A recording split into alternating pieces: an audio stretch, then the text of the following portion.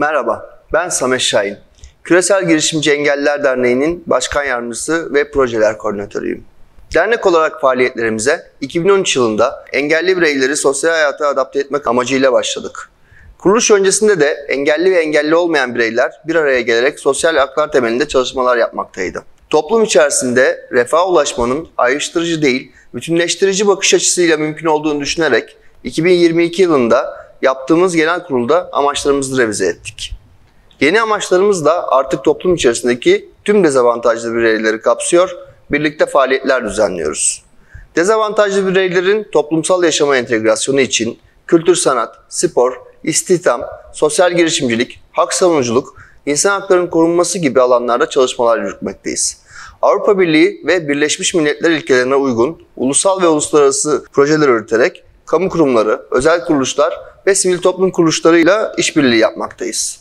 Avrupa Birliği Sivil Düşün Programı'nca desteklenen engelli bireylerin sağlık ve rehabilitasyon haklarına erişim projesi kapsamınca engelli bireylerin yaşadıkları sorunları örgütlenme hakkı ile nasıl aşabileceklerini bu videoyla sizlere göstermek istedik. Merhaba, ben Gamze Nur Sargın.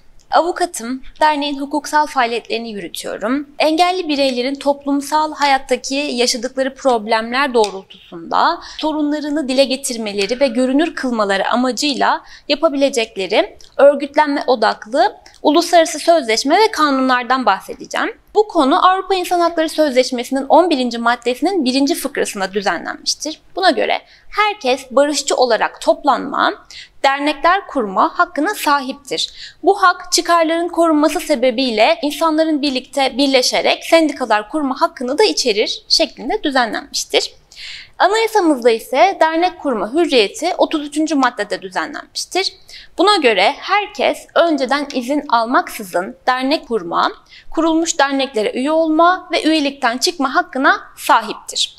Dernek kurma hürriyeti ancak milli güvenlik, kamu düzeni, suç işlenmesinin önlenmesi, genel ahlak, genel sağlık ile başkalarının hürriyetlerinin kısıtlanmaması gibi sebeplerle ve ancak kanunla sınırlandırılabilir. Anayasamızın 34. maddesi de toplantı ve gösteri yürüyüşü düzenleme hakkı düzenlenmiştir. Buna göre herkes önceden izin almadan silahsız ve saldırısız bir şekilde toplantı ve gösteri yürüyüşü düzenleme hakkına sahiptir. Yine bu hak da tıpkı 33. maddedeki sebeplerle ve ancak kanunla sınırlandırılabilir. Yasalarda bu hakların kısıtlama sebeplerinin sınırlı olarak sayılmasının sebebi ise hakka yönelik müdahaleleri en aza indirmektir.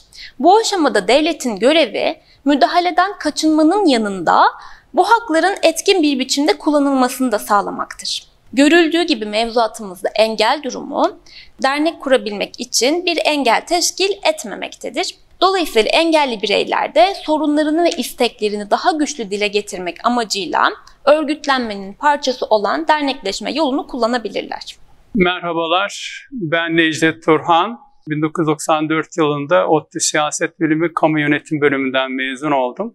Öncelikle engellilerin bilinçli olması, sahip oldukları hakları bilmeleri gerekiyor. Dernekler çatısı altında bir araya gelip sorunlar olduğunda kurumlar itibariyle, kent yaşamı itibariyle dernekler üzerinden tek ses olarak hareket etmeleri gerekiyor.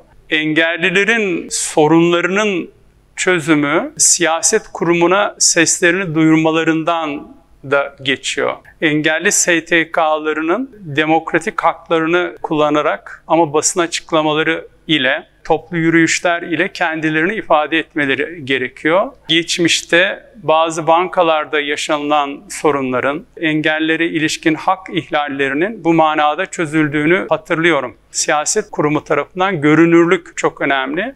Bu manada yeri geldiğinde STK'lar kendilerini açık alanlarda da ifade etmeliler diye düşünüyorum. Engelli STK'ları nihayetinde sivil toplum kuruluşlarıdır ve sivil toplum kuruluşları muhakkak gerektiğinde yasalar çerçevesinde demokratik baskı grubu olabildikleri oranda kendi sorunlarını çözerler. Demokratik baskı grubu olarak seslerini ifade ederek engelli STK'ların bir dolu sorunlarını siyaset kurumuna duyurduklarını, muhatap alındıklarını biliyorum.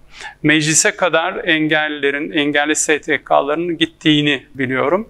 Bu kulvardan devam edilmeli. Zira her geçen gün yeni sorunlar karşımıza çıkıyor. Yeni sorunlara yeni çözümler gerekiyor.